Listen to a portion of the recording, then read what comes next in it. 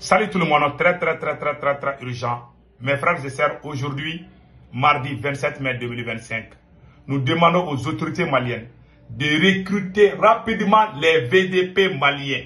Nous voulons les VDP maliens comme le Burkina l'a fait. Si nous ne faisons pas cela, nous allons perdre même Bamako bientôt. La localité de Diafarabi vient de tomber sous les mains des terroristes. 7 villages en 24 heures. Les terroristes viennent d'encercler 7 villages déjà, y compris la localité de Diafarabi. C'est ce qu'on vient d'apprendre tout de suite. Au moment où je vous parle, les terroristes sont en train d'encercler Bamako aussi. Ils sont dans la première région, du sud, au nord, au centre, et partout au Mali. Ils sont partout au Mali aujourd'hui. Et chaque jour qui passe, ils gagnent sur le terrain. Nous sommes en train de perdre des camps militaires au profit des terreaux aujourd'hui. Parce qu'à Bamako, on est en train de faire c'est comme si tout va bien. Nous devons recruter des VDP. Je répète encore. Si nous ne recrutons pas les VDP, nous allons perdre le Mali. Le Mali va devenir comme Syrie. Le Mali risque de devenir comme Syrie. Le Mali risque de devenir comme la Libye. Chaque jour qui passe, ces terroristes gagnent du terrain. Nous demandons le recrutement des VDP rapidement.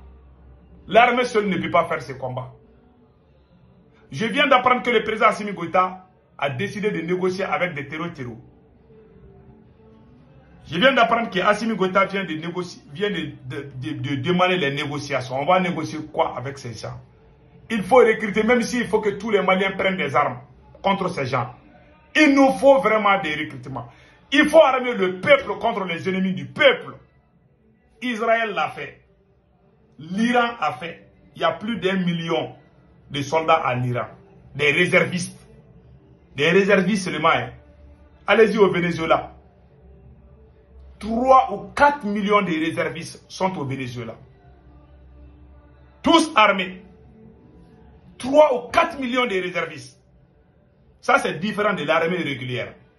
Ça, c'est juste des réservistes seulement. Des volontaires qui ont pris des armes. C'est ce que le Burkina a plus de 70 000 VDP qui sont en train de bien travailler sur le terrain. Le Mali a besoin de faire la même chose. Au Mali, qu'est-ce qu'on constate?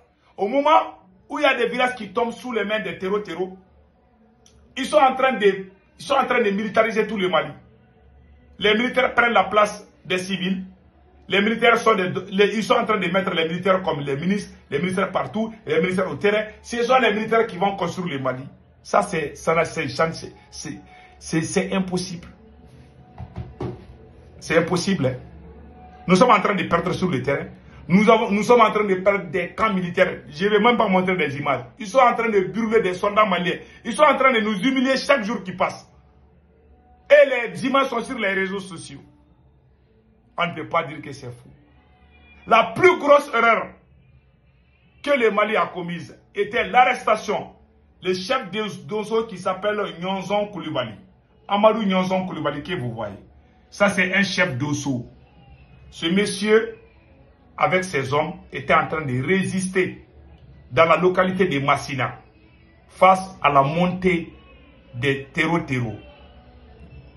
Qu'est-ce qui s'est passé? L'armée malienne est venue arrêter ce monsieur parce qu'on a appris quelque chose. Il a eu des problèmes avec des terreaux. Les terreaux sont allés, ils ont passé. Lui, il avait son cas à Payaka. Il y a une localité qui s'appelle Kayak. Il avait un grand camp. Ce monsieur est un vrai héros combattant. Les terreaux avaient peur de ce monsieur. L'armée malienne a allé l'arrêter. Qu'ils vont faire les enquêtes. Le monsieur a duré avant son retour. Les terreaux ont pris toutes les localités. Ce monsieur, après son retour, il n'avait plus de force. L'État n'est pas en train d'aider. Au lieu d'aider les volontaires qui veulent libérer le pays, non, ces gens qui sont au pouvoir, ils sont tellement gourmands. Au moins, regardez au Burkina Faso. Il y a les VDP au Burkina.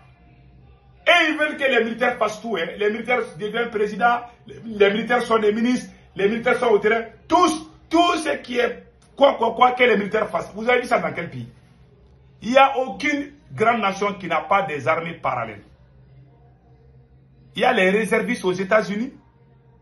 La guerre en Irak, là, c'est pas l'armée américaine, ce n'est pas 100% l'armée américaine. Il y avait des réservistes.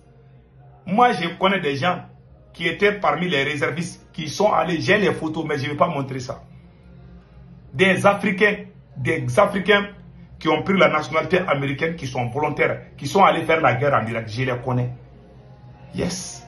Ils sont allés, mais ils ne sont pas dans l'armée américaine. Vous êtes au pouvoir, vous refusez de recruter les VDP. Vous ne voulez même pas que quelqu'un fasse quelque chose. C'est vous ceux qui pouvez, c'est vous et tous ceux qui peuvent avancer le Mali, c'est vous qui le savez. Personne. C'est pour ça que le Mali est en train de tomber si bas. Il y a plus de 600 villages maintenant. Chaque jour qui passe, les terroristes sont en train de gagner du terrain. Au Mali. Les camps militaires sont aujourd'hui aux mains. Il y a des camps, je peux citer des camps. Mais je ne vais pas. Je ne vais pas humilier mon armée. J'aime mon armée. Il faut faire des recrutements, même s'il faut armer tous les Maliens. Et il faut les faire pour libérer ces pays. Je le dis et je le répète. Si on ne fait pas quelque chose, on est fini. Ils sont déjà en train d'encercler Bamako, la localité de Bamako.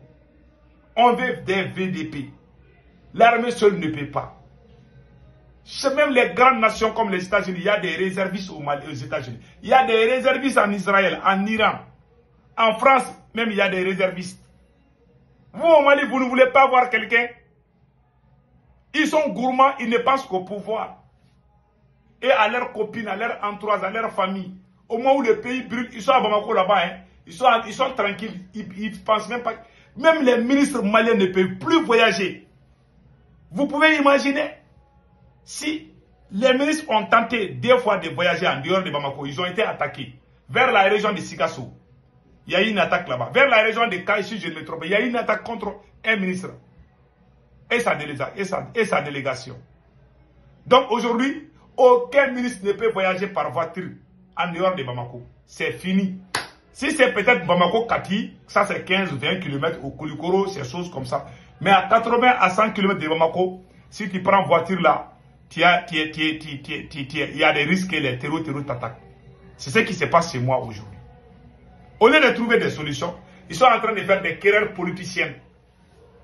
Ah, les politiciens ont détruit le Mali. On est là à chanter. Hein. On est là à créer la haine entre nous-mêmes. Alors que c'est le moment de se donner la main. Ce n'est pas le moment de regarder les rétroviseurs. C'est le moment d'avancer, trouver des solutions aux problèmes de façon urgente. Tout est urgent aujourd'hui. Mais ces vagabonds sont à Bamako là-bas. Ils nous amènent des débats de caniveaux chaque jour. On ne nous amène nulle part. Voilà ce qui se passe. En tout cas, moi, mon dernier message, ce monsieur que vous voyez, ce Donso-là, ce monsieur était un vrai combattant. Depuis que l'armée malienne l'a arrêté, les terroristes, tous les gens, même les meilleurs soldats qui sont sur le terrain, Assimi Goïta, quand il a peur, il te nomme. Même les héros qui ont fait la victoire de Mourja, il y a un certain Marqueta, si je ne me trompe pas, un vrai commando, hein, il a tellement brillé sur le terrain. Quand il est revenu, on l'a nommé comme ambassadeur. On est en train de nommer les meilleurs. Maintenant, on amène les petits là, ils sont en train de les manger comme les proies. Voilà ce qui se passe chez nous. Il y a des images que je ne peux même pas regarder. Malheureusement.